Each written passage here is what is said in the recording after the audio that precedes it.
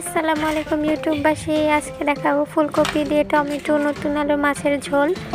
তো এদিকে কাটিকুটি সব হয়ে গেছে, হঠাৎ করে আজকেও গ্যাস চলে গেছে, যার কারণে ইন্টারন্যাশনাল পদ্ধতি।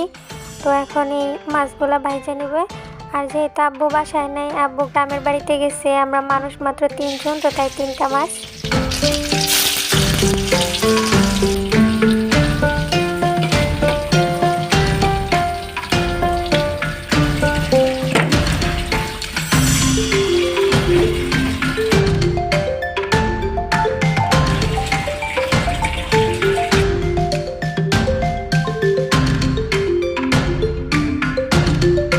লবণ, হলুদ, মরিচ আর ধনিয়া গুঁড়া দিয়ে ভালো করে ফুলকপিগুলারে মাখায় নিতেছে। এখন এই মাছের তেলটার মধ্যে ফুলকপিগুলা সুন্দর করে ভাজা নেবে, একদম লাল লাল করে।